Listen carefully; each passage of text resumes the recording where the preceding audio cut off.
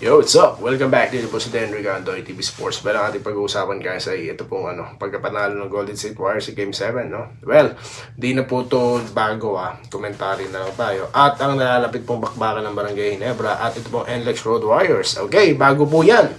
Ako po yung magpapasalamat sa mga nag-follow na po sa ating Facebook page, sa patuloy pong nanonood at sumusuporta. Naku po guys, maraming salamat. Tumataas po ang engagement. Salamat po sa inyong lahat. Okay, ganun din po dito sa ating mga existing subscribers ng Facebook or YouTube rather. Maraming salamat po Lalo na sa mga makabagong subscribers, welcome at salamat po sa inyong pagpasok. At road to 16K na po tayo guys, no? 150 plus na lang po na makabagong subscribers. 16K na po at mapapanood nyo na po ang aking magandang video dyan, no? Ang aking greeting video. Okay, so yun na po. Usapan tayong NBA muna tayo, okay? So Golden State Warriors nanalo po sa Game 7, no? At well, nakita naman po natin talaga yung veteran, no? I mean, how they play. Okay, yung mga veterano. You have play of Jimmy, you have Draymond Green, no? At Steph Curry. Ito po mga to ay talagang handang makipag palitan ng mukha, no? They are professional, they are, they are all-stars and superstars, no? Of course, Steph Curry, no? Then, of course, ito pong si Jimmy Butler at si Green. Pero tignan nyo naman, guys, no? The way they play, no? Di po pwede yung talagang hindi ka masusugatan. Talagang foul kun foul, no? Talagang they give everything to win. So, yan nga po, no? They escape, no? They move into the Western semifinals at medyo mabigat-bigat po ang kalaban dyan. Po. Kung nakakalaban po ni Draymond Green ay yung Twin Towers po ng Houston, no? Na si Alperen Sengun at ito pong si sino ba yung isa? Steven Adams. Dito naman pa is a different animal, ika nga, no? Gobert, no? Talaga pong legit defender, okay? At napakaganda pong laban yan, no? So abangan po natin. At dito naman po tayo sa Barangay Ginebra, no? Naku po, malupit na laban po. Unang tumalo sa TNT sa kanilang unang kampanya.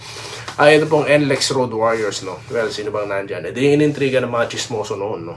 Na si Bolik, di ba ba? O ngayon, natigil yung mga chismoso kakachismis. Ngayon, puro na naman po chismis na naman na lumalabas, no? Kaya nga po talagang tayo, overtime po tayo, no? YouTube and Facebook po talaga, pagsasabay na natin para po marinig ng marami, no? Ang tinig na bumabakbak sa mga, mga mapanirang, di naman po sa naninira na, no? I mean, yung image po kasi ng social media nasisira sa mga chismoso na ito, no?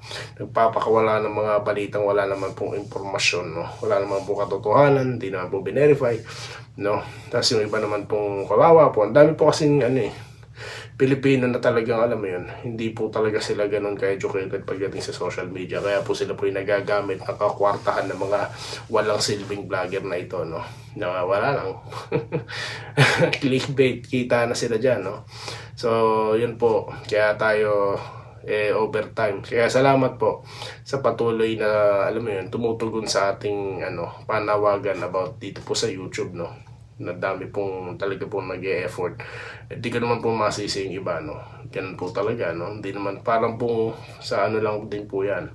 Parang sa, tawag dito, mga kaibigan nyo sa Facebook yan, no? Na makikisuyo kayo magsasubscribe sa inyong channel, pero hindi naman po. Siguro mga ilang porsyento lang, 1% lang ata ng press mo, no? So, ganun din dito, no? So, naintindihan ko po yan because I've been there. Kaya nga po ako, I'm not asking anymore, no? Sa aking mga friends, sa mga subscribers na lang, no? Dahil ang mga subscribers po kasi talaga, they join you because they like what you're doing on your content, no? They like the topics that you are, talking about. Kaya yun po. Kaya sa inyo po ako talaga nagpapasalamat. Salamat po sa mga tumugon na. Okay, so dito naman po tayo sa shoutout. Okay, so napag-usapan na po natin. Hindi ko pa pala nasisimulan.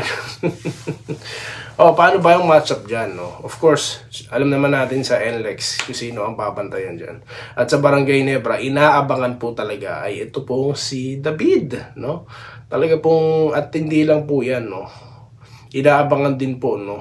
Ito pong si Garcia, na baka naman daw po kasi mabigyan ng pagkakataon. No? May na-issue pa raw po, no? Na di umano, si Gio Halalon daw. Napakalayo naman po sa, niyan, sa katotohanan yan. Hindi po ba? Gusto mo ka bago palarin, kukuha ka pa ng veterano. Ano naman kagaguhan yun, no?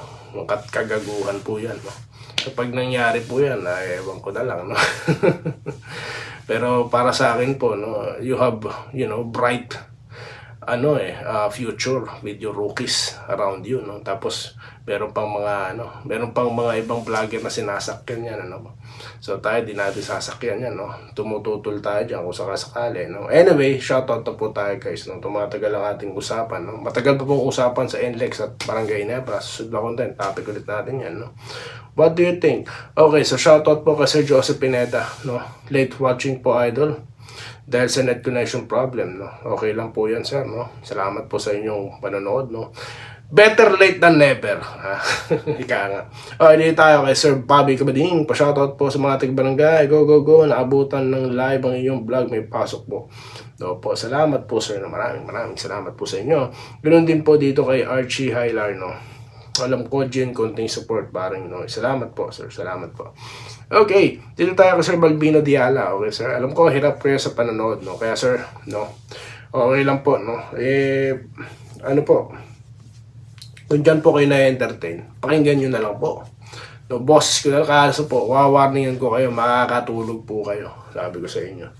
Kasi nga po, yung mga kaibigan ko talaga nakakatulog. Ginagawa po nilang pampatulog. Pampatulog. Okay, Bobby Payawal, no?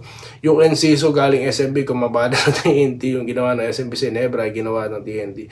Ayan po, no? Sabi ko sa inyo, yung mga Aparador brothers dyan, talagang, bigyan ng pagkakataon, talagang, magi-spark yan, no? Dito tayo, Edwin Ferreras, no? Nakaisa halata, tsamba lang pala ng TNT. Tsamba, may po kasi may panalo po talaga kasi na minsan nag-i-struggle yung kabilang team, no? May ganun po, guys, no? May ganun pong pangyayari, no? So hindi ko po tututulan, no, ang iyong comment, sir. Alfred Gonzaga, pa-shoutout po sa sana maging consistent mga players. Yun po ang pinapanawagan natin dito, no? Ayaw natin ng score today, tomorrow see how, no? Hindi. You should have all means to score, no? Kung kabyos sa mga tira mo sa labas, no, you should know better, no? Kasi you are a professional basketball player, no? Pero kung alat talaga, wala po tayong magagawa dyan, no? Okay, Edgar Manaig, sa tingin ko makakaisa ang TNT sa SMB kung yun na nga po, no, nakaisa na po sila, no? Kaya po maganda po yung inyong ang inyong obserbasyon. Ayan. Sir Lawrence Correg po na nag-hello, no, always watching, no. Shoutout po kay Sir Lawrence Correg. Lagi, alam ko po, sir, no, from the very beginning, lagi po kayo dyan, no. Ganun din po si Robert Boteros, no, ipasok si chat tambakol dyan sa SMB. Kaso po nanalo sila, sir. That's the story. Okay, dito tayo kay Ronel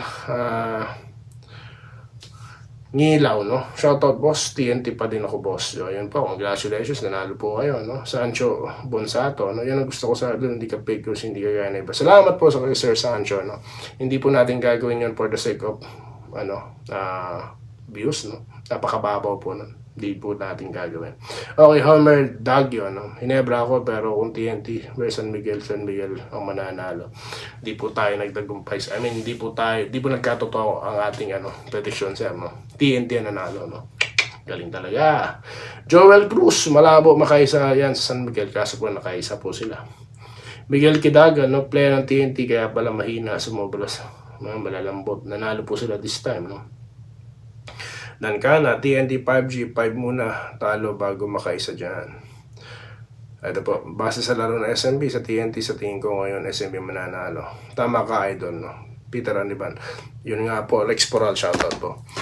Hindi po nagkatotoo. Sabi ko naman po sa inyo, guys, no? Basta nakuha ng TNT ang tamang formula ng depensa ba, sila mananalo dyan. So, yun nga po yung nangyari, no?